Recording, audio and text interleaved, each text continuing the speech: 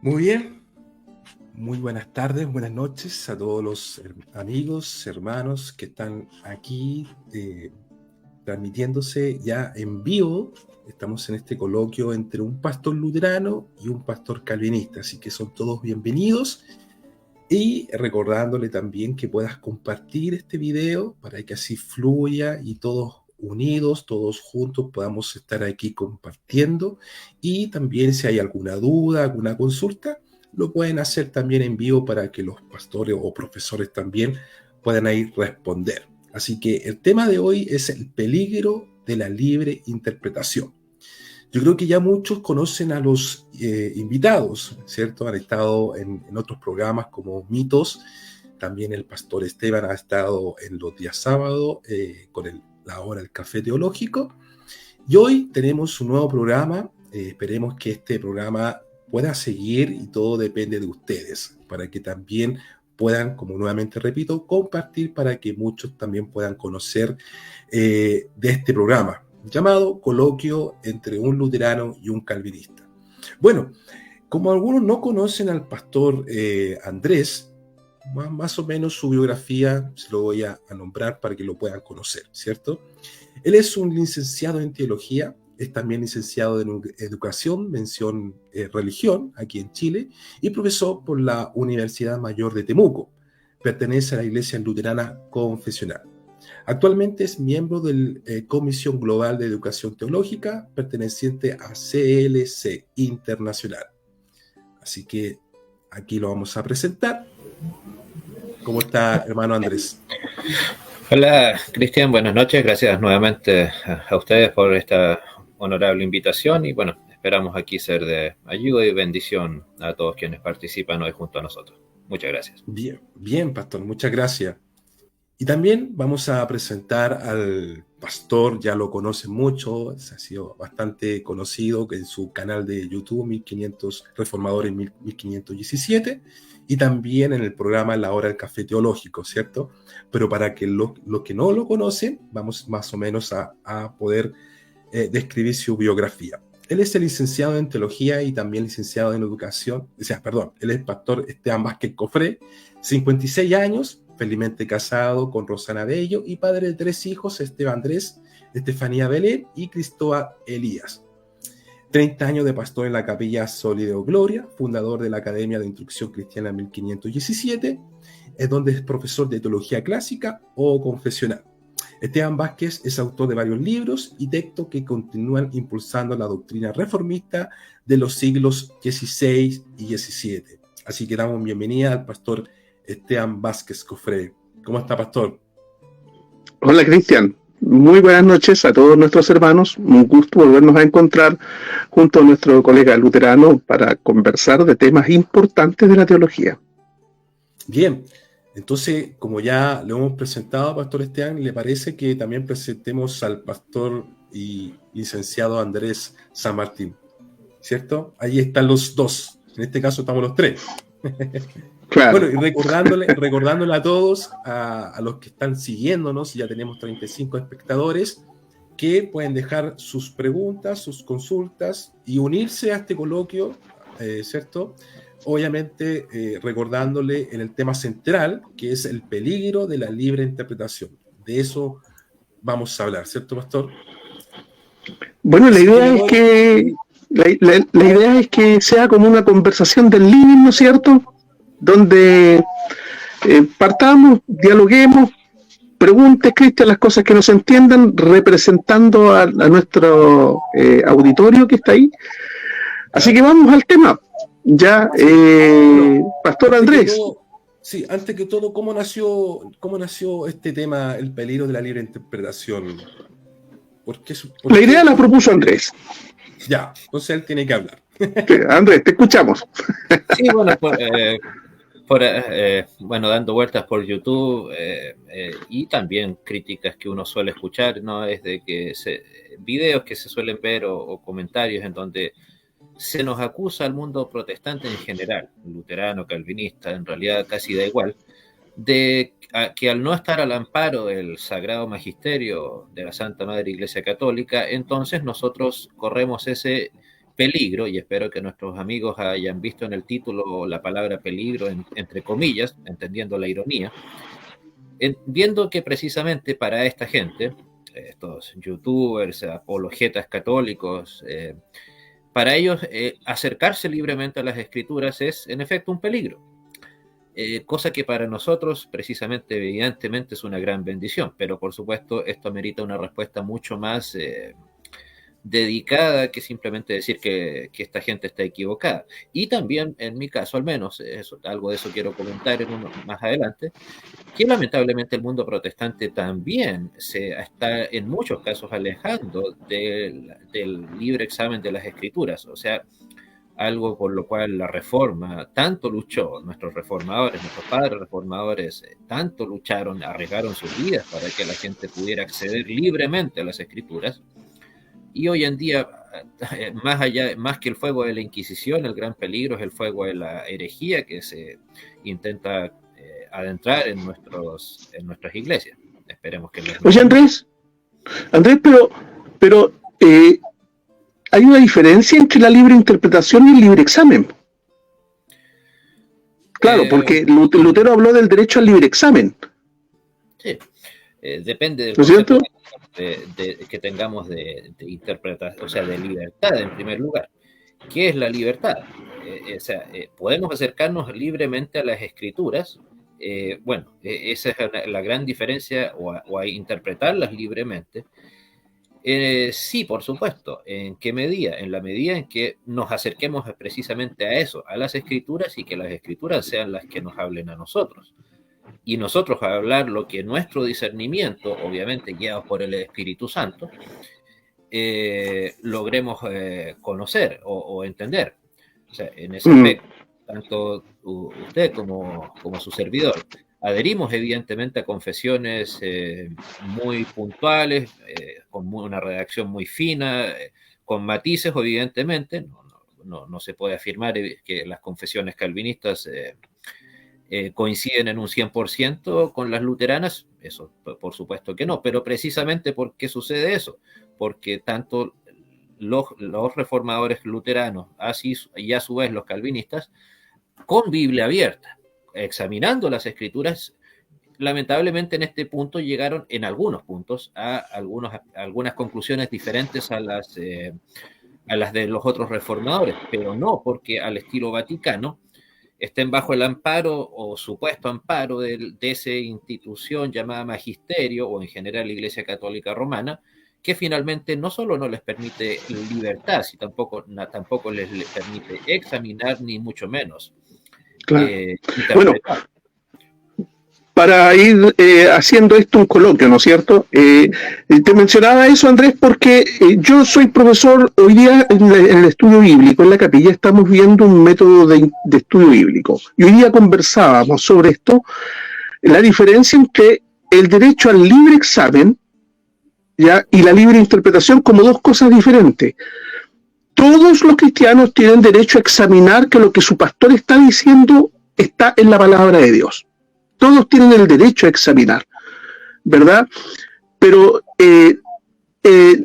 libre interpretación significa que cualquiera puede dar la interpretación que quiera, entonces. No, pero sí el derecho a acceder a ella. Ya, pero eso requiere ciertas herramientas, porque no todas las personas están preparadas para interpretar.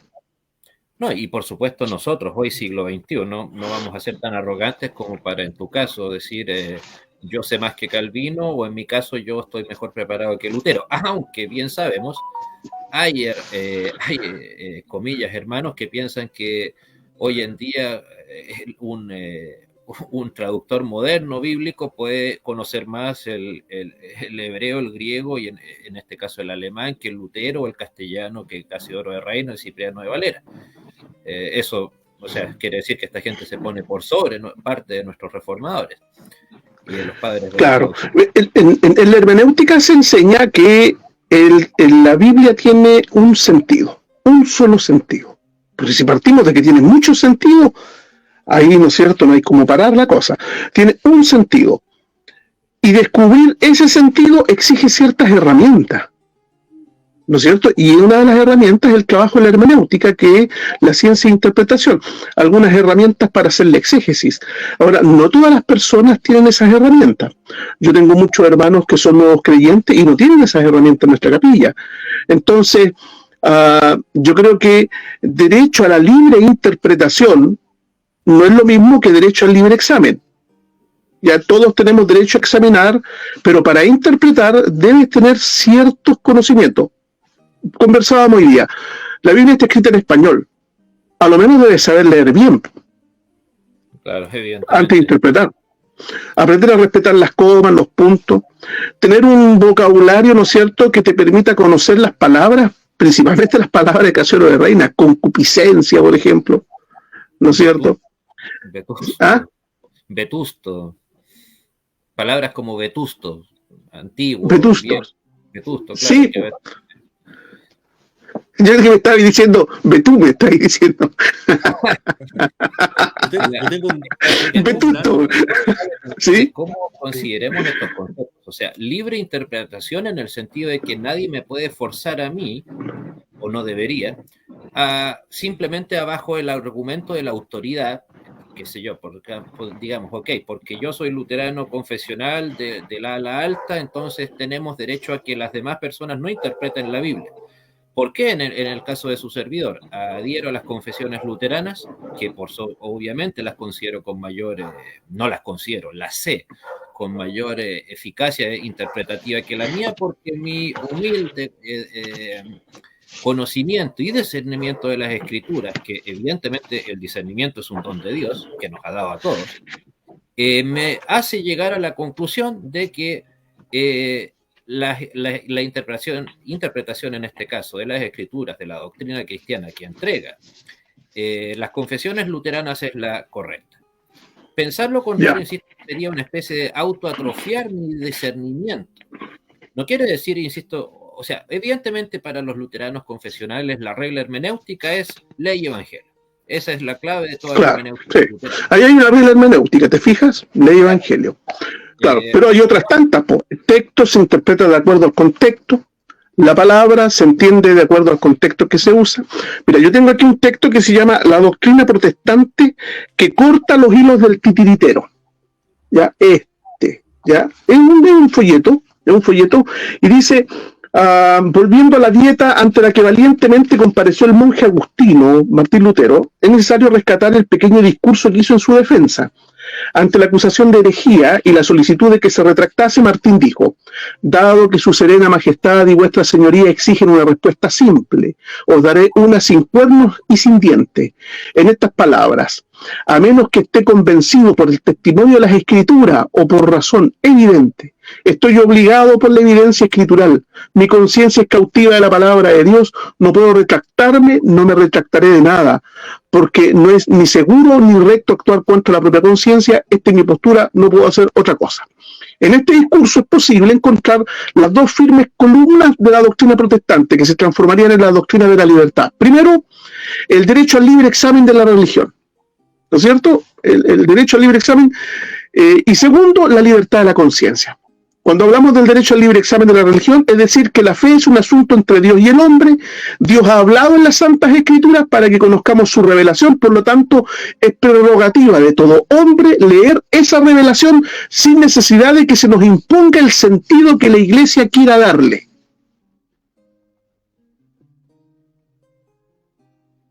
Claro, se quedó pegado el pastor Andrés. Te dejé pegado. Te dejé pegado, colega luterano. Ya, ahí estás. Vamos, Andrés. ¿Ya? Entonces, vuelvo a repetir eso último, por si no lo habías escuchado. El derecho al libre examen significaría que yo tengo la prerrogativa, y es la prerrogativa de todo ser humano, leer esa revelación que es la Escritura sin necesidad de que se nos imponga el sentido que la Iglesia quiera darle, como lo ha hecho la Iglesia Católica Romana por siempre. Impone el sentido a través del Sagrado Magisterio. Yo tengo el derecho a examinar, el derecho al libre examen de la religión. ¿Y con qué examino? Con las Escrituras. Pero las Escrituras tienen que estar correctamente interpretadas. O sea, y ahí entra, estoy seguro, algo que es una labor, un llamado de atención a los que algún grado mayor o menor de liderazgo tenemos en nuestras iglesias, ya sea académico, pastoral, del tipo que sea. ¿Por qué? Porque si yo estoy convencido de que se está formando el pensamiento de nuestros hermanos, ¿por qué voy a tener temor a que mis hermanos ejerzan la libertad de interpretar las escrituras? Después de todo, si yo a mis hermanos les enseño correctamente la ley y el evangelio, a interpretar las escrituras correctamente, ¿por qué voy a temer a que ellos logren, comillas, sus propias, aunque no van a ser de ellas, sino ellos deberían llegar a las mismas conclusiones que yo. O sea, si eso pasa en cualquier área de la docencia. O sea, si yo, como profesor de aula que soy también, estoy convencido de que he enseñado bien a mis alumnos, pues bueno, si mis alumnos repitieron un contenido mal, es porque no lograron lamentablemente aprender lo que se les enseñó. Pero no debería ser un temor que por el hecho de que tal vez mis alumnos se equivoquen, simplemente decirles, ok, usted repita tal y cual lo que le estoy diciendo yo. Pero está sugiriendo, te lo pregunto por si alguien lo estuviera pensando, ¿ya? ¿Está sugiriendo entonces que se interprete sin estudio previo? No, al contrario, precisamente por eso decía, es una responsabilidad de los que tenemos liderazgo en la iglesia el preparar pertinentemente a nuestra gente para no caer en los obscenos apartados digamos, teológicos en los cuales han llegado, para que, no sé, pues lo que ha lamentablemente pasado en todas las iglesias, luteranas, calvinistas, posteriores, etcétera, y todas las herejías que han surgido después. Pero, insisto, eso es una responsabilidad primaria, pero eso no nos convierte en una especie de esclavos de lo que nuestra autoridad de turno nos vaya diciendo. Porque si no, entonces le vamos a acostumbrar a nuestra membresía a que no investigue, no indague, no analice, sino que simplemente quédese con lo que el líder de turno le dijo en la última clase de estudio bíblico que tuvo. Eso no es edificar a nuestra gente. Es como que a nuestros niños les mantuviéramos acarreando siempre de los brazos y no les enseñáramos a caminar. El ejemplo corre para lo mismo. Alguien podrá decir, pero es que, oye, cuidado, es que tal vez con 4 años todavía tu hijo no va a aprender a caminar plenamente, cosa que es verdad. Pero si no le inculco ese ánimo de caminar correctamente, no lo va a aprender nunca tampoco. Entonces, es preferible ese tipo de libertad, sana libertad, por cierto, antes que al estilo inquisitorial romano, imponer el magisterio y usted simplemente me repite lo que el dogma y el magisterio y el Santo Padre nos dicen. O sea, prefiero, es cierto, muchas veces cuando tratamos el tema nosotros mismos acá respecto de la sola escritura, yo mencioné esa frase, prefiero dar esa libertad de que la persona interprete la Biblia, corriendo el riesgo de que aparezca la herejía, a no dar libertad nunca y que la gente simplemente acepte la doctrina solamente porque el líder o el pastor o el profesor de turno se lo dijo. Eso tampoco es libertad, tampoco, por lo demás. O sea, simplemente estás siendo esclavo de uno, esclavo, comillas, esclavo de tu superior versus esclavo de la herejía, pero no es una libertad que te está dando algún tipo de beneficio, ni mucho menos edificación espiritual. El problema es que para el Vaticano, que es nuestro principal contendor, obviamente, en este caso, como ellos necesitan el magisterio, o sea, incluso el mismo Francisco, ahora Bergoglio, necesita tener a su magisterio encima. En el fondo lo que tienen ellos es un temor gigantesco a la libertad. Alguien precisamente después de la charla que te mencionaba, me comentaba, pero es que entonces cualquiera puede interpretar las escrituras como se le dé la gana. Por supuesto que puede pasar, pero ¿a costa de qué quieres evitar eso? De asumir tú la responsabilidad, tú, digamos, nosotros, de enseñar pertinentemente a nuestra gente, o al hecho de que a quitarle a nuestra membresía el sano derecho de estudiar tener la capacidad de estudiar la palabra de Dios por sí mismo. Si no, en ese sentido, en vez de fomentar el estudio bíblico, les pasamos un par de libros que se los memoricen y repitan y fin de la historia. Claro, pero hay un peligro en la interpretación. Por supuesto. No sé si hay preguntas, Cristian, de la gente que está conectado, opiniones. Sí, hay bastantes conectados. Ya tenemos vamos integrándolos para que esto fluya, pues, como dijiste tú. Por supuesto. El calvinista Omar García dice, la libre interpretación conduce a la exégesis. A la eisegesis. Y el principio del libre examen es equidistante entre el monopolio de la interpretación por parte del magisterio católico y de la libre interpretación evangélica. había una pregunta, lo de la exégesis, yo creo que a eso me refiero con que está el peligro de que se corra de que yo imponga mi visión al texto y no el texto su visión hacia mí. Pero claro, eso puede pasar en cualquier orden de cosas, independiente de que haya libertad o no.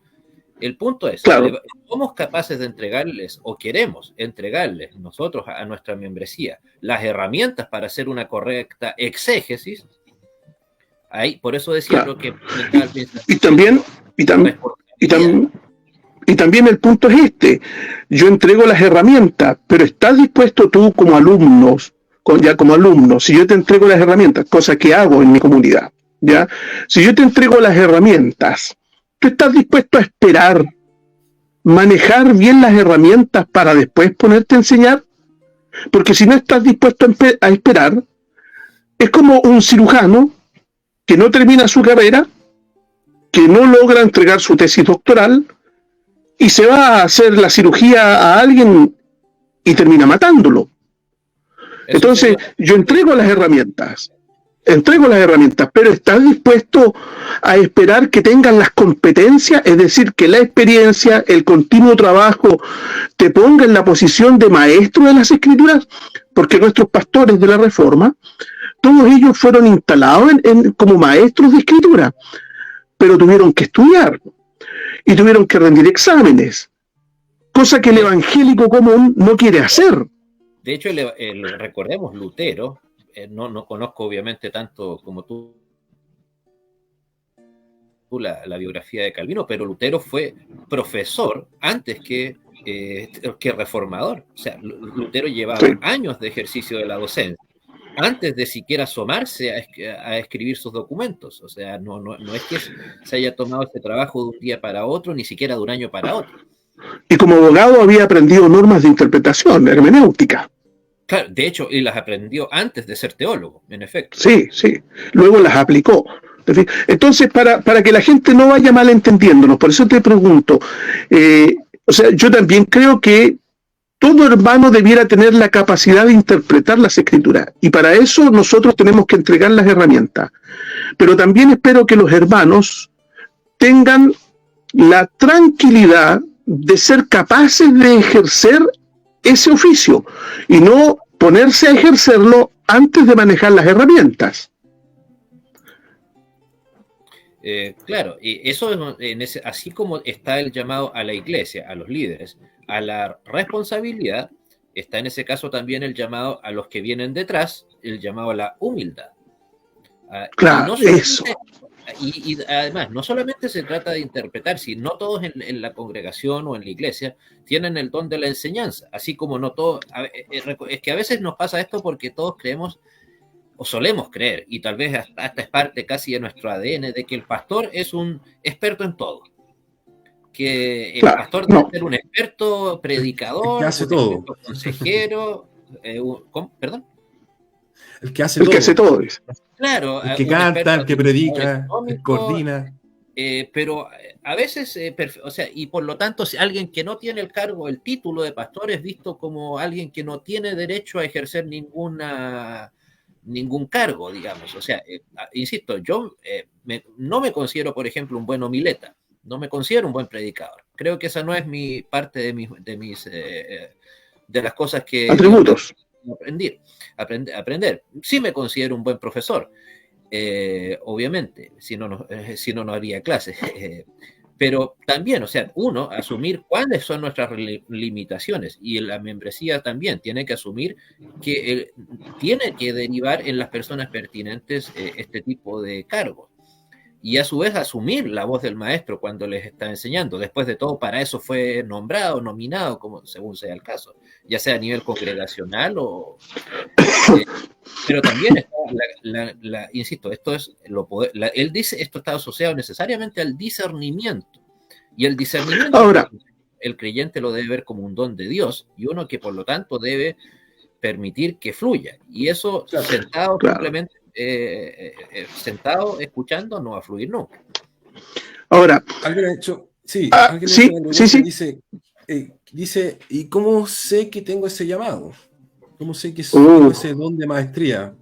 Es que depende, pues, o sea, desde una manera formal, bueno, teniendo la preparación, insisto, de una manera formal, teniendo la preparación y siempre y si es que la congregación hace dicho llamado, o la iglesia a nivel local, nacional, internacional, etcétera. Eso es de una manera externa, pero creo que todos podemos, haciendo un ejercicio de autorreflexión, saber cuáles son nuestras aptitudes y cuáles no. O sea, no es necesario, qué sé yo, para un muchacho que está saliendo de la enseñanza media, darse cuenta si su área a continuar estudiando son las letras o son los números. Creo que es un ejercicio no muy distinto. La diferencia es que aquí estamos apelando, por supuesto, a la obra del Espíritu Santo en nosotros. Volviendo perdón, sí, perdón, pastor. Lo que decía el pastor Andrés, el tema de, como acaba de preguntar, por ejemplo, una persona que es en el lado evangélico, en el lado emocional, ellos dicen que la interpretación viene por la inspiración del Espíritu Santo en uno. Es donde en esa persona interpreta, según las emociones, lo que Dios está diciendo, y no sé si a través de la escritura, sino lo interpreta de esa forma y lo enseña a la iglesia en este caso. Ese es el otro extremo de la iglesia evangélica que hacen esto. Claro, esa es la subjetividad en el texto. Ya es casi como en el psicoanálisis, cuando el psicoanalista te dice, a ver, dame el sentimiento que te produce la palabra robo, la palabra padre, la palabra casa. Entonces es lo que me produce la palabra, lo que me inspira, es subjetivo. Pero no puede usarse la subjetividad para interpretar las escrituras. O sea, cuando Lutero enfrenta al Papa, lo enfrenta por sus errores interpretativos de las escrituras. A Lutero no le dio lo mismo la forma en que la gente interpretaba las escrituras. Enfrentó cura y sus debates fueron para criticar una postura errónea, y detrás de una postura errónea había un error en la interpretación. Entonces siempre hay peligro en la interpretación. Y estoy hablando de esas personas que pueden interpretar, no de los que no pueden interpretar. Por ejemplo, una persona que no sabe leer, ¿va a interpretar las escrituras? O incluso de ninguna manera. Pero incluso una persona que ha llegado al Evangelio hace poco tiempo. ¿Va a interpretar las escrituras? O sea, puede interpretarlos, pero erróneamente. Acá estamos hablando de la interpretación, ¿no es cierto? Que siempre es un riesgo. Tú tienes un riesgo al interpretar las escrituras, yo tengo un riesgo. ¿Cómo aminoramos el riesgo? El riesgo de la interpretación errónea de las escrituras.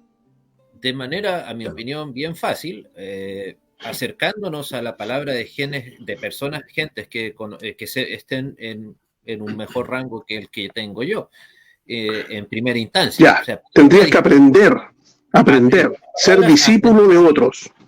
Pero no esclavo, por cierto.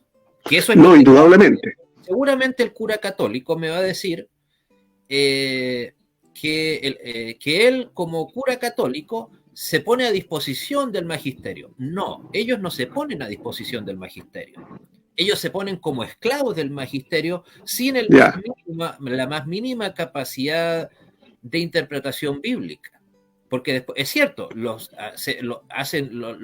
sacerdotes de alto nivel católicos hacen excelentes tratados de teología, pero no lo hacen al amparo necesariamente de su propio discernimiento, sino que pasando por la censura previa, de manera bien literal, de lo que les diga el magisterio, el papa de turno, etc.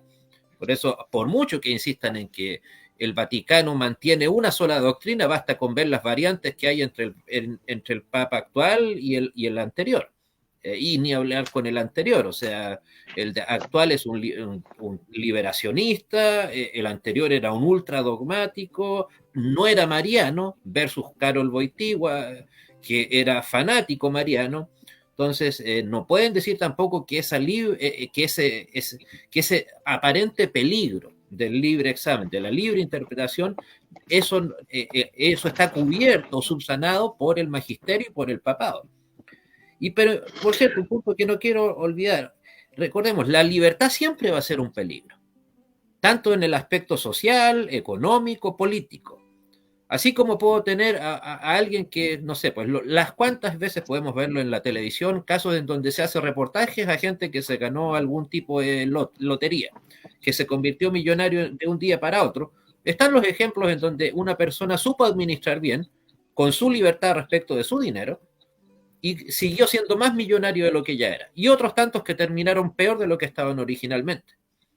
En el caso político, la democracia, la libertad, por lo tanto, puede servir para elegir de presidente a Abraham Lincoln, así como también puede servir para elegir a Adolf Hitler o a Mussolini. Entonces, la libertad, en efecto, claro que es peligrosa. O sea, si un católico me dice, ¿es peligrosa el libre acercamiento a la Biblia? Por supuesto que lo es. Claro que me puede salir Charles Russell, Elena White, William Miller, entre otros tantos. Pero eso no quiere decir que no nos vayan a salir Martín Lutero, Juan Calvino, etc. Yo no estoy dispuesto a aceptar ninguno de esos tipos que tú acabas de mencionar, excepto Lutero. El apóstol Pablo dice que tenemos que tener cuidado, ¿no es cierto? Y que dejemos que enseñen a aquellos que pueden repetir las palabras tal como han sido enseñadas. O sea, quien va a enseñar tiene que ser un aprendiz. Si usted va a interpretar, tiene que aprender a interpretar. Y tiene que aprender a interpretar bien, con el riesgo de que se equivoque, sin duda. Por eso no creo en la libre interpretación. Yo creo que la interpretación es una sola. Creo en el libre examen, el derecho a que tú me examines lo que yo estoy diciendo. Y que veas que lo que te digo está en las Sagradas Escrituras. Estoy de acuerdo con eso, sí. Pero que tú vayas a interpretar ya es un riesgo, como cuando yo interpreto es un riesgo, y necesitamos aminorar ese riesgo. Eso es muy importante. ¿Cómo aminoramos el riesgo en la interpretación? ¿Cómo lo vamos a aminorar? Decía Andrés, ¿no es cierto? Bueno, tiene que estudiar bajo un profesor. Claro, debe estudiar bajo un profesor que le enseñe a hacer este tipo de trabajo. Pero en lo práctico, ¿cómo aminoramos el riesgo? Porque no toda la gente se pone bajo un tutor, bajo un abad, bajo un profesor, bajo un pastor. Normalmente la gente, el evangélico es súper peligroso en el sentido de que él lee y cree que el leer le da derecho a explicar. O a ver, no, yo creo que Claro. yo iría un poco antes, Esteban, al hecho Sí. de que el evangélico a veces, o muchas veces, lamentablemente, y eso la historia lo puede confirmar con mucha facilidad, simplemente no lee. Para más encima. O sea, el problema ni siquiera es que interprete mal, el problema es que ni siquiera lee un texto al cual interpretar. Entonces, por lo tanto, ¿por qué vienen todos estos vientos de doctrina? Voy a dar un ejemplo. Yo estudié en un seminario muy hereje, como ya lo comenté en otras ocasiones. A los que más eran mis profesores, mientras que los bombardeaban con herejías como Cristo no resucitó corporalmente, no nació virginalmente, Cristo no ascendió a los cielos físicamente, etcétera. Todo el Nuevo Testamento está lleno de mitología, etcétera. Te diré que compañeros que eran de este tipo de iglesias en donde la Biblia solamente está como un libro de liturgia y solamente nos vamos en los dones, nos vamos en las manifestaciones que tanto allá gustan, te digo, esta era gente que prácticamente en 3 clases ya mis honorables profesores ya se los habían dado vuelta hacia la herejía. Imagínate, ¿te imaginas a un pentecostal carismático negando la resurrección corporal de Cristo o creyendo en la salvación o en la salvación universal, no en la expiación universal, ni siquiera eso? Claro, sí, en un universalismo. Le dije, oye, Juanito, por dar un nombre, ¿te das cuenta que el domingo estabas hablando en lenguas, estabas saltando en tu culto y ahora a mitad de semana delante del profesor estabas negando la resurrección de Cristo? ¿Por qué? Porque para él lo convencieron de que la resurrección de Cristo, hablando de interpretación, significaba no que Cristo hubiera vuelto a vivir físicamente, sino que la frase con la que ellos trataban de maquillar esto para que no sonara tan horrible era Cristo vive en mí. Eso significa que Cristo resucitó. Pero precisamente ¿por qué pasa esto? Porque en estas iglesias, lamentablemente, la Biblia es un libro para repetir los salmos. Al final le dan el mismo valor a la Biblia que el Vaticano a la Biblia en la época de Lutero, un libro de liturgia. nada más. Oye, es lo que está haciendo este católico, el Santiago, ¿cuánto se llama? Santiago Alarcón. Alarcón. Cuando toma el texto de Santiago, de la carta de Santiago, y prueba con ese texto de que la salvación es por fe más las obras. Ahí tienes un caso, un evangélico, ¿no es cierto?, apóstata, que se traspasa al catolicismo romano y hace un pésimo trabajo interpretativo. ¿Estás dispuesto a aceptar esa interpretación bíblica de este hombre? Bajo ningún punto. No, evidentemente. Bajo ningún punto. No. No. Le pasaríamos el púlpito para que predicara en nuestras comunidades, para que hiciera la catequesis a nuestra gente. Por ningún modo. Entonces, para que pueda Santiago Alarcón acceder a la catequesis que damos en nuestra comunidad, ¿qué le vamos a exigir? ¿Que solo lea la Biblia? No, que su preparación. De hecho, él, no, hasta donde tengo entendido, él no era de una iglesia evangélica tradicional, si era más de corte neopentecostal. No, correcto, no, si este no es protestante. Cuando dice que es protestante, estos argentinos tienen todo, tienen la embarrada políticamente y la embarrada teológicamente. Muchos de ellos, tal vez no todos, confunden evangélicos con protestantes.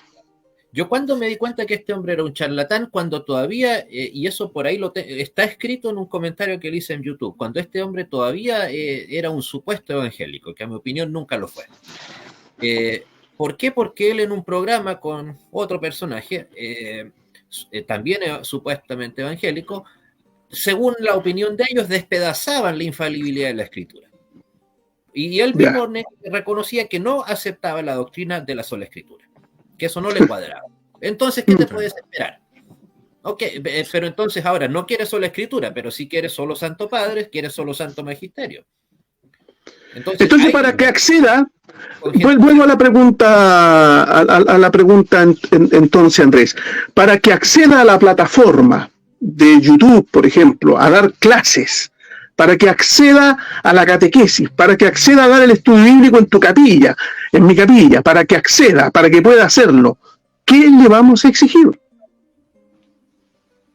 Que salga de YouTube. Bueno, para empezar, que baje sus videos de YouTube. Pero, que aprenda en vez de estar enseñando. O sea, yo en primer lugar, si fuera católico, creo que él le hace un flaco favor a los católicos, digamos, sinceros, honestos en su fe, porque al final, más que es cosa de ver el índice de sus videos, el 80% es más que de difusión católica, son de ataque artero, basuresco, y de mala leche al mundo evangélico, y bastante poco honesto. ¿Por qué? Todas las veces que él, y es muy astuto en eso, pues se nota, lleva a invitados a evangélicos a debatir algunas ideas, se nota que lleva gente que simplemente escogió en cualquier escuela dominical sin preparación alguna, porque, o sea, da la impresión que a veces las personas que llevan, suponiendo que de verdad sean evangélicas, porque me queda la duda de que puedan serlo, tal vez simplemente son unos camuflados que él mismo inventa, pero son gente que no tiene claro precisamente el concepto de sola escritura, insisto, ninguno de los conceptos fundamentales para cualquier, o en teoría para cualquier evangélico, los tienen. Entonces no digamos, no debate con alguien de altura, con un teólogo, al menos con un teólogo o un pastor de años, no, siempre debate con gente. Se ven muchos muchachos, adolescentes, jóvenes, claro, recién, cuando mucho. Yo quiero decir algo, y si él es católico romano, lo dice, se declaró, ¿por qué el magisterio Roma no lo prohíbe? ¿Por qué pasa esto? ¿Por qué no lo sacan sabiendo que es de la línea, la única iglesia católica? Como él dice. Porque no lo es, no lo es un youtubero. O sea, es que él... es un youtubero. ¿Y quién se lo va a dar? ¿Y quién se lo va a dar? ¿A quién está sujeto? ¿Quién es el padre de la parroquia que lo dirige a él? Si es un youtubero. Claro. O sea, es un tramullento, ha tramullado en el lado evangélico y ahora tramullado en el lado romano. Pero vuelvo a la pregunta, porque si no nos vamos a salir del tema. Vuelvo a la pregunta otra vez. ¿Lo dejarías predicar? ¿Le dejarías hacer la catequesis? Y si él te dijera, pero yo tengo derecho a la libre interpretación, así que déjenme tranquilo. Claro. Ya, ok. Una cosa es que él tenga la libertad, y la tiene. Una persona tiene la libertad, insisto. Pero eso no quiere decir que la iglesia tenga que abrirle, la católica, evangélica, pentecostal, la que tú quieras, que tenga el derecho, la iglesia tenga el deber de prestarle las puertas o el púlpito de par en par a cualquier persona que se aparezca. Ese es el punto. O sea, y para eso, ¿qué se necesita? Una iglesia, una congregación bien preparada, que sepa, evidentemente, sin mayores titubeos, cuándo darse cuenta si se está cantando con las letras equivocadas, las alabanzas, me refiero a himnos, o sea, himnos que a veces evidentemente no tienen un contenido plenamente bíblico, sino más bien emocional, o cuando se nos está predicando derechamente alguna herejía, o incluso alguna falsa enseñanza, incluso cediéndole el derecho a que en la iglesia X, ok, no les guste la doctrina, por ejemplo, luterana en este caso, de la unión sacramental. Ok, lo entiendo que los no luteranos no comparten eso, pero entonces lo lógico es que en un ejercicio responsable, tanto de los que no comparten mi fe al respecto, como de los que sí, que no me vayan a invitar a mí a predicar en ese punto sobre la unión sacramental o a enseñar sobre la unión sacramental si no están de acuerdo con eso. Es una cuestión incluso, insisto, de honestidad, de saber cómo edificar. ¿Qué sentido tendría yo ir a, qué sé yo, una iglesia de corte anabaptista, a hablar sobre algo que es o hablar de los sacramentos? Si sabemos que en esas iglesias el bautismo y la Eucaristía no son vistos como sacramentos. Es juntar a Ahora vuelvo al sujeto. Habla contigo, Andrés, y te dice, yo quiero enseñar, yo también quiero explicar la Biblia. ¿Qué vas a hacer tú, Andrés, ante ese deseo que manifiesta el sujeto Santiago Alarcón? Yo también quiero explicar la Biblia. En primera instancia, le diría, bueno, estúdiala. En primera instancia.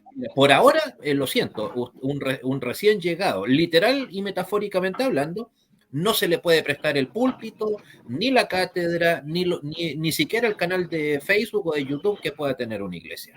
Entonces no es tan libre. Entonces no es tan libre. Hay restricciones para que enseñes. Limitaciones, diría yo. Más que... Sí, limitaciones. Limitaciones. No, ni siquiera eso, una palabra que me gusta más, requisitos. Ya, correcto. Entonces tampoco está así a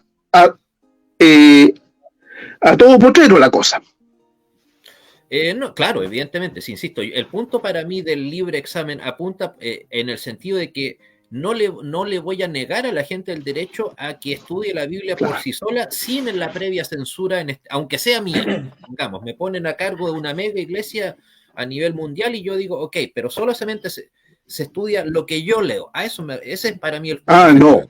No, eso es otra cosa, claro. Pero claro que bien sabemos que acá en nuestra realidad chilena tenemos casos bastante emblemáticos de iglesias evangélicas que actúan de esa manera, en donde lo que dijo el obispo, ustedes ya saben cuál. Aunque nosotros como tú, que eres luterano, nosotros protestantes reformados, exigimos que la educación y la formación esté dentro del marco de nuestra confesionalidad.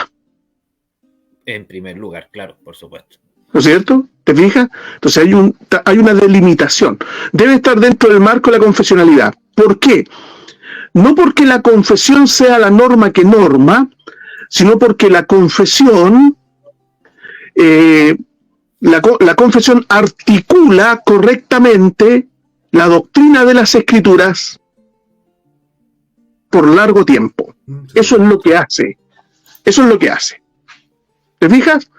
Entonces, aún así, también pedimos, además de que aprendas a estudiar la Biblia, las iglesias confesionales pedimos que esa explicación de la Biblia esté dentro de la confesionalidad.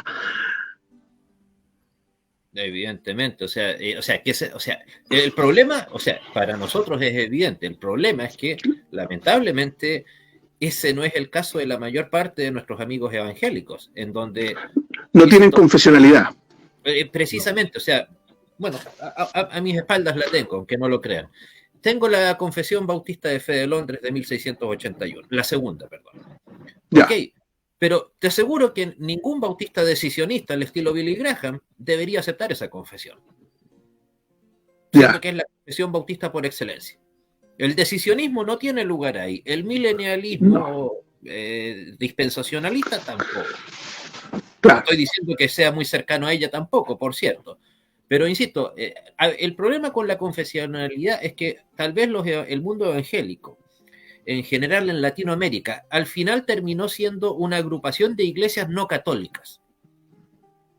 Más que una iglesia unida a su confesionalidad. Tal vez los calvinistas más puros, los luteranos más puros, probablemente los anglicanos de los 39 artículos, y casos muy excepcionales, no han eliminado de su vida de fe la confesionalidad, pero lamentablemente en la abrumadora mayoría de los casos podemos ver cómo se prestan púlpito entre iglesias absolutamente disímiles. O sea, tú eres calvinista, predestinacionista. Correcto. Pero ¿tú crees que acaso si se diera la con el favor de Dios, y no te invita, con toda seguridad no ha faltado la oportunidad en donde iglesias decisionistas te han querido invitar a predicar? Una sola vez. Yo veo una caída lógica a eso. O sea, me dan oportunidad, predico una vez y no me invitan más. Claro, el problema es que pero el problema es que no les importó que si es que tú les ibas a predicar algo que estaba de acuerdo a la confesionalidad de ellos o no. No, porque como no tienen una confesionalidad expresa ellos, entonces no hay una línea que norme algo del tipo de mensaje. Estaba leyendo algo ahí, parece que hay varias personas que han escrito para que no vayan quedando fuera en este coloquio. Sí, mira, yo creo que... Algo que escribió alguien titulado El Millennial, Santiago Alarcón, desde que supuestamente era evangélico, excelente punto, en mi opinión nunca lo fue, decía que Roma no incitaba a la idolatría, decía que creía en un tipo de purgatorio. Sí, yo eso lo estuve averiguando hace no mucho, y sí, la verdad que en ese aspecto, suponiendo que realmente fue un evangélico en su momento, pero más de corte neopentecostal, en efecto, claro, negaba la sola escritura o la infalibilidad de la escritura, por lo tanto la sola escritura no tenía lugar en su pensamiento, por lo tanto, considerarlo en esencia, o sea, un evangélico que me niegue el principio de la sola escritura, afuera, punto, no lo puedo considerar evangélico, o en la infalibilidad de la escritura, no, eso es algo que debiese ser para nosotros absolutamente un oxímoron. Insalvable, imposible, no puede darse lugar a eso. No digo que tengamos que tener una sola iglesia y que todos estemos pensando lo mismo, lamentablemente no es así. Ya no vamos a entrar en esa discusión ahora, pero hay algunos mínimos como para hacerte, porque seguramente la misma gente que escuchaba a veces a este hombre decir que Roma no incitaba idolatría, lo consideraban su hermano de Cristo igual. Claro. ¿Qué hay por ahí? Oye, hay muchas personas acá dejando sus saludos y preguntas. El tema es que van como avión ustedes, no dejan responder, no dejan... Eso sí, por eso. Vamos, porque no queden fuera. 5 para las 11, así que cada poco tiempo. Dice acá Carmen en Camilla, dice, buenas noches. ¿Creen ustedes que la libre interpretación está siendo víctima de ceder ante un relativismo o no querer ofender a los que piensan diferente? ¿Qué piensan? No creo que necesariamente la libre interpretación o el libre examen, pero sí de que es un error, o sea, un mal que está afectando a la iglesia protestante en general, el del relativismo sí, pero no creo que tenga necesariamente que ver con el principio del libre examen. Del libre examen, sí. Sí, yo creo que, insisto, de que es una realidad el diagnóstico que nos entrega la persona que leíste, sí, lo es, lamentablemente. Pero no creo que sea fruto del libre examen. El problema tal vez es precisamente de que no hay escritura. Más allá de si hay libre examen de la escritura, es el problema es otro, que no hay escritura. Protestante Tito pregunta, ¿qué pasa con lo que interpretan con la técnica de la alegoría, muy común en los primeros siglos de la Iglesia? Hoy en día pudiese salir el tema alegórico como moda. No sé si se entiende lo que dice. Tratando de claro, eso va a ser uno de los padres de la iglesia, ¿no es cierto? Durante los primeros 2-3 siglos fue muy alegórica la interpretación, pero después se fue dando cuenta que debía ser más histórica y gramatical. O sea, en el caso del luteranismo confesional, ese es el sistema. Claro, pero las iglesias evangélicas, pentecostales o carismáticas son muy dados a la alegoría, principalmente textos del Antiguo Testamento, ¿ah? Principalmente, sí. El problema es, cuando aceptas un sistema, en este caso alegórico, que podría ser, pero yo, ¿por qué lo descartaría de plano? Porque es muy ambiguo, por lo tanto, ¿hasta qué punto corremos el cerco? ¿Hasta dónde llega la alegoría? O sea, si el texto bíblico no me deja claro, cuando hay una alegoría, cuando hay una explicación y no un relato literal, yo me quedo con el relato literal, simplemente. O sea, claro, por eso el relato literal, las parábolas, por ejemplo, ¿pero por qué? Porque ahí queda claro que se está narrando una historia. Pero no, por ejemplo, la alegoría, como te decía, se trata, y lamentablemente biblistas mal llamados evangélicos, como Edesio Sánchez, buena parte de la comisión que tradujo la NBI, la NTV, ven toda la vida de Cristo desde un punto de vista alegórico, como el tema de los milagros, insisto. Bueno, la alegoría para nuestros auditores, la alegoría es un método de interpretación muy famoso durante los siglos II, III, tal vez hasta IV. Luego, con la Reforma Protestante, ¿no es cierto?, el método de interpretación o hermenéutico fue el histórico gramatical. Y creo que ese es el más confiable. Y la alegoría hay que interpretarla como alegoría cuando el párrafo de la escritura es alegórico. Pero normalmente, ¿no es cierto?, estamos trabajando con el método histórico gramatical. ¿Qué otras preguntas hay, Cristian, o comentarios? Sí. Porque yo vi varios que van saliendo. No, hay muchos. Lo que pasa es que ustedes están hablando mucho, no dejan participar acá. Juan Manuel González Humada dice: las confesiones vinieron después de 1517 con la Reforma. Los apóstoles eran doctrinales, pero no usaron confesiones. ¿Qué me pueden decir de este punto? Esta es la revelación que muchos evangélicos se toman, diciendo: nosotros no usamos confesiones, usamos las revelaciones tal como los apóstoles. Nosotros somos la palabra revelada y nosotros la predicamos. Por eso no usamos confesiones. Pero es que ellos están haciendo una confesión de fe, les gusta o no. Ah, claro. Mira, una de las cosas que hay que educar, una de las cosas que hay que educar a nuestro auditorio, que cuando hagan preguntas o comentarios esté relacionado con el tema. Eso los evangélicos nunca entienden. Ya tienen que estar relacionados con el tema, por favor. Sepan predicar. Por eso toman un texto bíblico y saltan como en una plataforma a la piscina del subjetivismo y de cuánta cosa. No, vamos a lo que es el tema. ¿Nuestro tema cuál es hoy día? El tema es, ahí está, pastor, el peligro de la libre interpretación. Ya, no es el del confesionalismo hoy día. A ver, por cierto, para nuestro amigo... Algo se habló. Es cierto, los apóstoles no usaron confesiones de manera explícita. ¿Por qué? Porque todavía no eran redactadas. El credo apostólico es del siglo II. No se sabe con exactitud de qué año. Pero tenían a Cristo y al apóstol Pablo ahí frente a frente. O sea, no necesitaban una confesión puntual determinada. Y decía, ojalá los cristianos posteriores no la hubieran necesitado, pero claramente casi parte de la naturaleza del ser humano es necesitar un cierto marco regulatorio. Es como cuando Cristian, ¿por qué hay leyes? Yo te sugiero, Cristian, no se aleja de ellas. Yo te sugiero, Cristian, que leas aquello que tiene relación con el tema. Los que se salen del tema, lo lamento. Claro, tienen que aprender a hablar de lo que estamos hablando. Sí, lo que pasa es que cuando están participando, mientras ustedes están conversando y salen de temas, por ejemplo, se habló un poco de la confesión, se habló un poco de esto, entonces ellos van participando y quedan muy atrás las preguntas.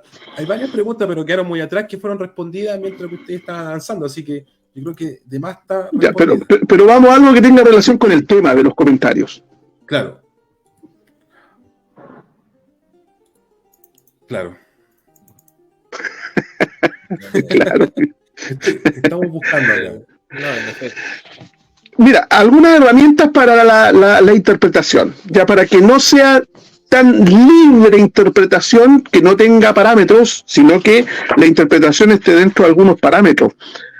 Por ejemplo, hay que observar quién es el autor del texto o de lo que se dijo en el párrafo, quién es el que habla. ¿Ya? ¿En dónde estaba el autor cuando hizo el escrito? ¿A quién lo dirigió? por qué escribió el texto. Eso tiene que ver con el trabajo de la interpretación del texto.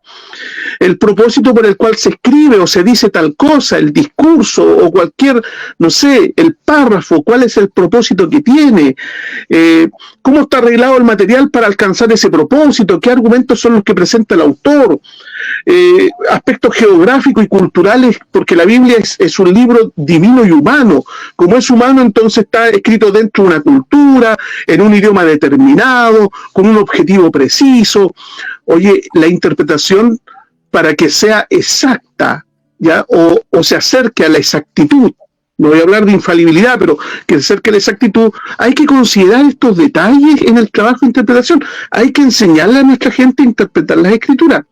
Primero tiene que aprender a leer, ¿ya? Aprender un poco de gramática, conocer un poco las palabras, respetar los puntos, las comas, y luego algunas reglas de interpretación bíblica.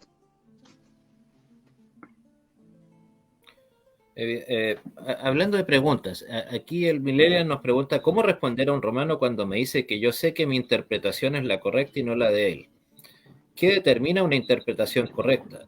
Bueno, evidentemente cada uno tiene el derecho a considerar que está en la interpretación correcta, o sea, eso pero el punto en este caso es que el Vaticano, que en este sentido es nuestra contraparte, nos dice que la interpretación correcta es la que da el magisterio de la Iglesia. ¿Y por qué? Porque el magisterio de la Iglesia así lo determinó. Ese es el problema. No porque nos hagan un examen, un ejercicio de correcta interpretación, no, sino que ellos simplemente se apuntan a, ok, ustedes evangélicos pueden interpretar o han interpretado cualquier cosa. ¿Por qué? Porque no tienen al magisterio y al papado. Pero si tú le respondes al católico que te diga exactamente por qué ellos no se equivocan, es porque argumentan siempre por el prodominen, o sea, al argumento de la autoridad. ¿Por qué? Porque el magisterio lo dijo. O sea, es como, por ejemplo, en la doctrina de la herética doctrina de la infalibilidad papal. ¿Por qué la comenzaron a considerar como herencia del oficio de las llaves, del tema de Pedro como supuesto primer papa, hablando de mala interpretación? Precisamente a causa de eso, porque dijeron, ok, es que si Pedro es el heredero el papado es el heredero directo del apóstol Pedro y por lo tanto del primer papa y por lo tanto de Cristo mismo, entonces el papa de turno no se puede equivocar en asuntos de fe. ¿Quién le dio esa? Pero ahí vemos de nuevo una paupérrima mala interpretación de lo que es el concepto no solo de la escritura, sino también de quién es la roca, de quién es Pedro. Claro, pero respondámosle a Millennial. ¿Qué determina una interpretación correcta? Respondámosle a él. ¿Qué determina que una interpretación es correcta? ¿Qué determina que la interpretación que yo te estoy dando del texto, la explicación que te estoy dando del texto, es correcta?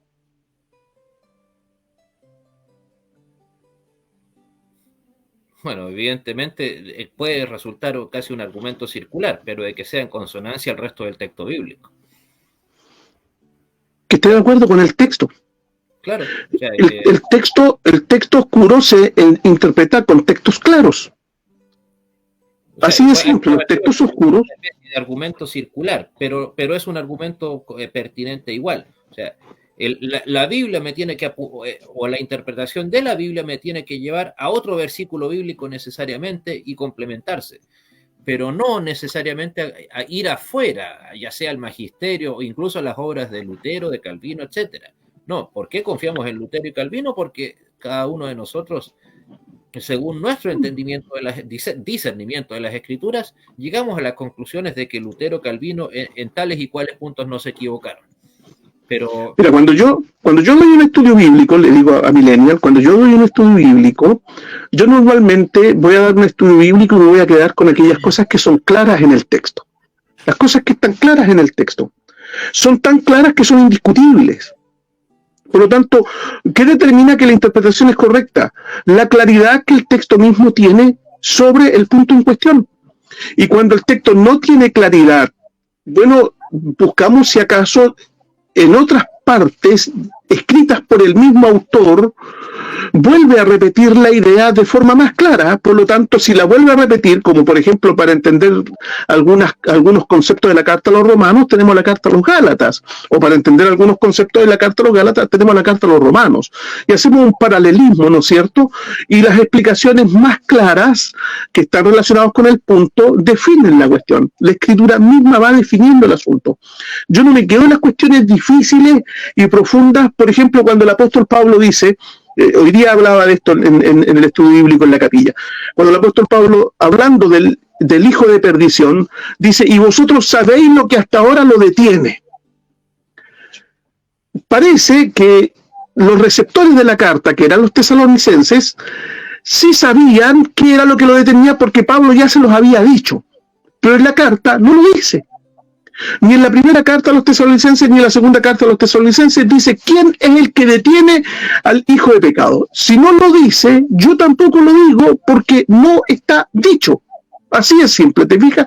No necesito recurrir a un muñequeo en la interpretación, no. Me quedo con las cosas simples y claras del texto, y las difíciles, si es que en otras partes de los escritos se explica, lo explico. Si no está explicado en ninguna de las otras partes, no lo explico porque no ha sido explicado, a lo menos en las escrituras. Entonces me quedo con aquellas cosas que son claras en las escrituras. O sea, si se trata de, porque el tema de la alegoría en el momento de la interpretación, ¿qué alegoría podríamos encontrar? Por ahí alguien lo escribió en Juan 3:16. O sea, esa alegoría. No, me refiero a que si quisiera, porque el punto es, si vamos a utilizar una regla hermenéutica, debe ser utilizada la alegorización desde Génesis 1:1 hasta Apocalipsis 23. Claro. Entonces, si vamos a utilizar la gente que apela tanto a la alegoría, entonces debería aplicar la alegoría a todo el texto bíblico si es consecuente con su idea. Y a eso me refiero, un versículo tan nítido, tan claro como Juan 3:16, solo por dar un ejemplo. ¿Qué alegoría podemos encontrar ahí? Ninguna, simplemente Dios amó al mundo, claro, entregó a Cristo y punto. O sea, no es un versículo que amerite una mayor ejercicio exegético, que tengas que estar comparando los manuscritos en los idiomas griegos. No, es tan evidente, si lo comparas con las traducciones bíblicas al castellano, al inglés, al alemán, etc., es un versículo evidente, claro por sí mismo. O entrar, por ejemplo, en otros hechos de Jesús, y Jesús lloró. ¿Qué lloró? Punto. ¿Qué alegoría le vas a tener que empezar? No hay alegoría. No, es literal. Es literal, o sea... Es literal, ¿sí? La primera interpretación de la Biblia, no hay que olvidarlo, la primera interpretación es en esencia literal para nosotros. Por lo tanto, debe ajustarse la interpretación, ¿no es cierto?, al sentido mismo que tiene el texto. Ahora, yo no tengo vergüenza en decir a la gente, yo no sé. Cuando dice, ¿por qué no nos enseña el libro Apocalipsis? Es porque no sé. Yo podría ocupar mis textos que tengo aquí, mis libros para dar clase de Apocalipsis, pero no son mis propias convicciones producto del estudio bíblico personal. Hay cosas que no entiendo y se acabó, algún día las voy a entender, a lo mejor nunca las voy a entender, pero no enseño lo que no entiendo, ¿te fijas? Yo enseño lo que entiendo, y lo que entiendo es aquellas cosas que están claramente expuestas en la Escritura. No me complico en las que son muy oscuras, porque las que son muy oscuras, si no están explicadas en el texto mismo o en textos paralelos, entonces mi interpretación no va a valer, va a ser un supuesto. Textos oscuros, dice, se usa el paralelismo con otros textos. Correcto, lo dice Gina. Sí. ¿Gina? Gina. Muy bien, Gina. Gina Martín, muy bien, eso es. Y eso no, de hecho esa misma frase se explica por sí sola, no necesita insisto, un mayor ejercicio exegético ni análisis gramatical, no, lo oscuro se interpreta en razón a lo claro que se puede encontrar en otra parte. Por cierto, Alexis Bastías nos comenta, peligroso el tema de la interpretación bíblica, insisto, claro que es peligroso, eso que no lo olviden, pero insisto, yo prefiero entregar libertad a la gente en nuestra iglesia, antes de caer en el error del ostracismo del magisterio romano, antes de caer en el sistema de las iglesias pentecostales, en donde la opinión la interpretación del obispo de turno es la ley sin la cual nadie más puede acercarse a las escrituras. Y finalmente, ¿por qué? Porque finalmente eso podría decirle, ok, entonces en vez de estudiar la Biblia, simplemente, hermano, le hace la confesión de Augsburgo, me la memoriza y con eso ya estamos. Yo no puedo impedir que una persona esté leyendo la Biblia en la casa y interpretándola. No puedo impedir que alguien, ¿no es cierto?, a través de internet o en charlas como las que estamos dando, haga su propia interpretación. Pero como pastor, cuando toca enseñar en la capilla, cuando toca dar la catequesis, eso sí yo lo voy a impedir si las cosas no están bien hechas. Tú no puedo prohibirte que tomes la Biblia y te pongas a interpretar. No puedo prohibir. Pero sí voy a prohibir que cuando no sabes interpretar, vengas a enseñar en mi comunidad. Lo que usted está diciendo, claro, eso sí lo voy a impedir. No hacerlo masivo. ¿Perdón? Eso es lo que está tratando de decir Pastor Esteban, no hacerlo masivo, involucrar más gente. En efecto, no puede serlo. O sea, claro, en una congregación de 100 personas no vamos a tener 100 profesores, no vamos a tener 100 pastores.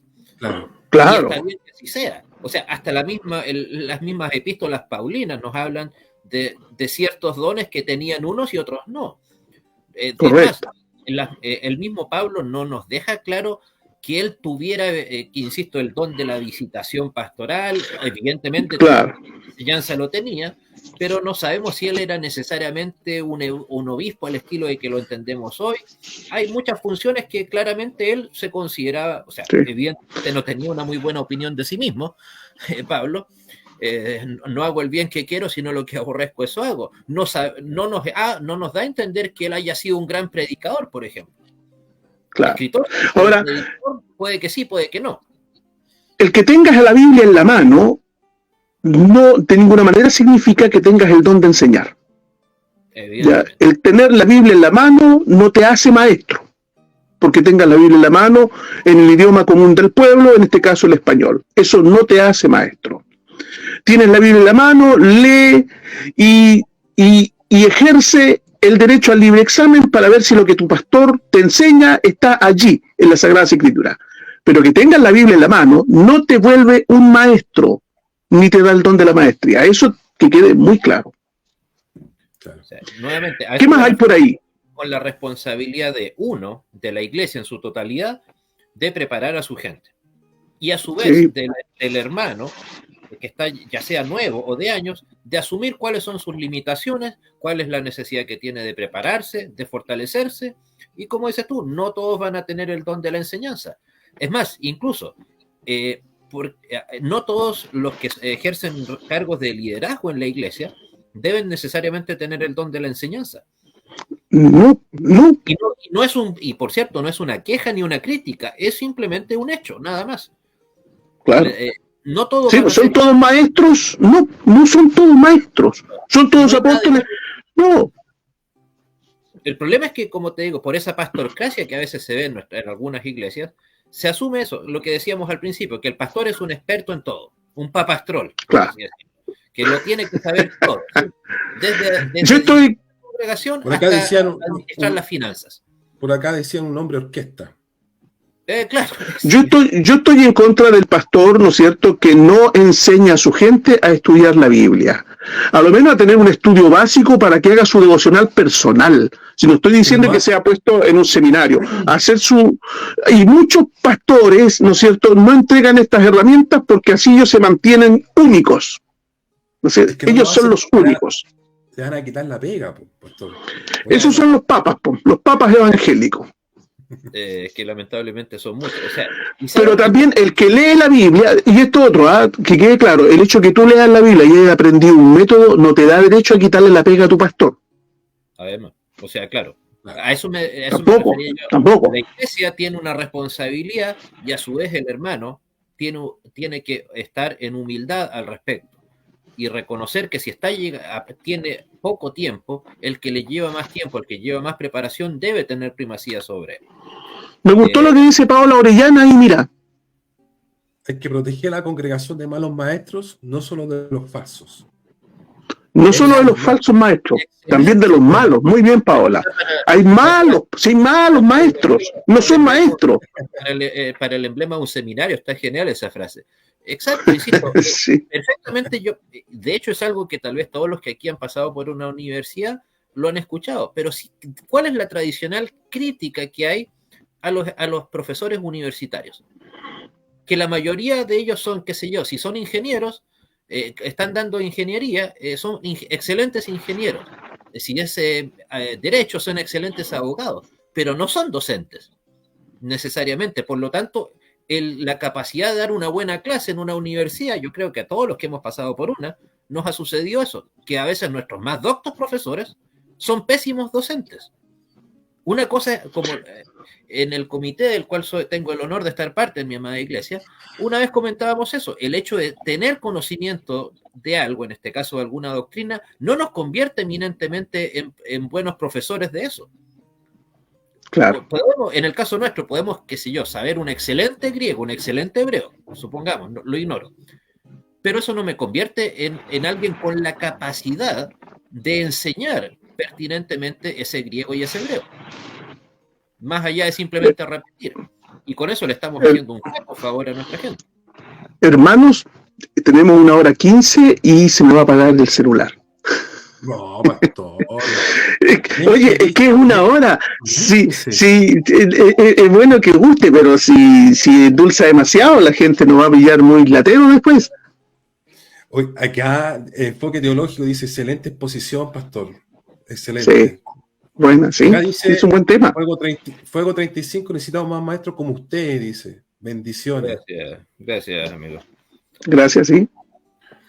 Excelente transmisión. A ver, como una humilde conclusión de mi parte, tú darás la tuya, evidentemente. Insisto, la libertad es peligrosa en todo orden de cosas, incluso dentro del trabajo de la iglesia, pero no por eso la vamos a privar. Segundo, no le vamos a pasar ni el púlpito, ni la directriz de una iglesia, etcétera, a cualquiera en la iglesia. Alguien debe ser pertinentemente preparado para tal efecto. Y recordar, no subestimarnos tampoco. Dios nos dio el don del discernimiento. Y eso es lo que nos permite, o nos debería permitir, acercarnos libremente al texto bíblico. Pensar lo contrario, insisto, es convertirnos en esclavos de lo que la autoridad de turno o anteriores hayan enseñado. O sea, ¿por qué nosotros debemos adherir a determinada confesión? Es porque nuestro entendimiento, obviamente oramos por tal efecto, guiado por el Espíritu Santo, nos guíe a estar de acuerdo con dichas confesiones, no solamente por el hecho de que son las confesiones. No me imagino a Lutero diciendo, esté de acuerdo usted conmigo, porque Martín Lutero puso la firma. No, como el mismo Lutero el 18 de abril de 1521. Mi conciencia está cautiva. ¿De qué? De la palabra de Dios. Y Lutero no creo que haya estado esperando que nosotros apuntáramos a algo distinto. Insisto, nos piden un segundo programa. Prefiero correr ese riesgo, la verdad, como les digo. Lo cual no quiere decir, insisto, que le vayamos a pasar el púlpito a cualquiera. Sí, muy bien. Nos piden que continuemos después con el tema. Yo creo que sí. Por mi lado, yo creo que todas las personas tenemos que ayudarlas a que logren tener derecho al libre examen. Pero con respecto a la interpretación, no todos pueden interpretar si no aprenden a hacerlo. La interpretación requiere ciertos conocimientos previos que tú tienes que tener. Tampoco hay libre interpretación en el sentido de que la escritura tiene un solo sentido y no muchos sentidos. La interpretación la Biblia tiene un solo sentido y nuestras herramientas de interpretación deben hacernos llegar a ese sentido. Por mi lado, creo que ese es el punto para mí válido. Claro, yo aquí como espectador me hago partícipe con los hermanos y amigos que están acá escribiendo, que son muchos. Bueno, desde mi experiencia hacia usted como persona, yo a veces tengo que prepararme 3 años para recién orar en público o enseñar. Obviamente también tengo que pasar por una cantidad de tiempo para hacerlo correctamente y hacerlo bien. Y eso también infunde en mí un temor a Dios para no equivocarme, que es una de las cosas que uno no desearía hacerlo, ¿cierto? Acá dice el Esther Soto González, dice, excelente exposición, Pastor Andrés. Y en efecto, yo me he preparado 3 años para hacer devocionales de la Iglesia Luterana Confesional de Colombia. 3 años preparándose para hacer devociones. Mire. Muy bien. Muy bien. Saludos, está bien. Y ojalá lo haga bien. Tengo el honor de conocerlo. Pues. ¿Qué más por acá? Muy bien. Bueno, damos gracias por tener pastores que nos enseñan y no nos manipulan de ninguna manera.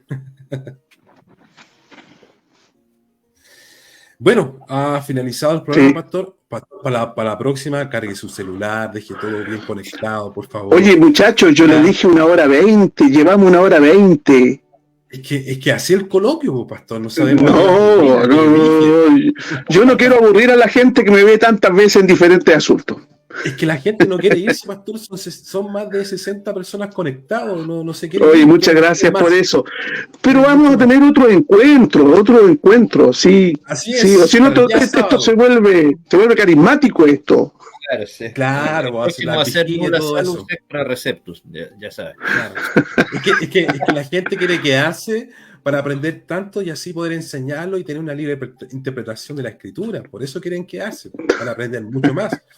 Entonces tiene que quedarse varios años. Varios años. Y un excelente. Sí, pues. Moisés, bueno, ahí Moisés aprovecho, siempre aprovecho, se aprende mucho más. Sí, aprovecho de invitar a todos los hermanos para este día sábado a las 7 de la tarde para la hora del café teológico. La hora del café teológico. Como tienen hambre, poder aprender mucho más y tener cuidado de no equivocarse en la interpretación, le invitamos para ese día. ¿Cierto, Pastor? 19 horas, oye, el tema es muy importante. 19 horas este sábado a la hora del café teológico. Diferencia entre evangélico y protestante. Sí. Ese es el tema en cuestión. Sí, ya que estará de invitado nuestro profesor de teología. Panelli Oribe. Muy bien. Y de mi parte, ojalá recuerden visitar mi canal de YouTube, que seguramente va a estar en este video en un par de minutos más, pues bajo mi nombre completo, Andrés San Martín Arrizaga, y ojalá mi página web, mi humilde contribución a la teología en castellano, muy buena. escrituriverdad.cl. Ha sido todo. Muy buena. Sí, muy buena y muy completa esa. Te felicito, Andrés. Excelente trabajo en ese. Excelente. Muy buena. Muy bien, muy bien. Oiga, Pastor, a mí por interno me habían dicho que este era un debate, por eso mucha gente está metiendo. No es un debate, es un coloquio. Nada que ver. Es un encuentro de amigos. Exacto. Un encuentro de amigos explicando elementos doctrinales importantes. Como dice usted, dentro del mismo vecindario hay hermanos como el luterano y Calvino. El abuelo Lutero y el tío Calvino están ahí en el vecindario de la Reforma Protestante. Acá dice, le recomiendo la página del Pastor Andrés. Sí, muy buena. Escritura y Verdad, www.escritura y Verdad. Ahí está, para que lo anoten. Muy bien, excelente, sí. Ya. Bien, yo me voy, se va a pagar. Yo me voy, en serio. Dios les bendiga. Gracias por muy bien. Pastor hermano Andrés, despídase, lo dejo para que se despida. Bueno, gracias por este tiempo nuevamente. Ojalá se repita, esperemos pronto. Y bueno, espero haber sido de contribución y de ayuda a cualquiera de los que hayan participado junto a nosotros. Dios les bendiga. Pastor Daniel, antes que se le apague el celular. Sí, chao, muchas gracias por estar ahí. Esta es una de varias conversaciones y ya con el Pastor Andrés estamos acostumbrados a encontrarnos para dialogar. Así que vamos a seguir haciéndolo, ¿ya? Calma nomás, ¿ya? Para que no, ¿cómo se llama? Que guste y no que... Eso. Es que guste pero no repugne. Ahí está, me acordé del dicho chileno. Que guste pero no repugne. Chao. Bien. Chao, hermanos. Chao a todos. Chao a todos. Gracias por seguirnos. Que estén bien.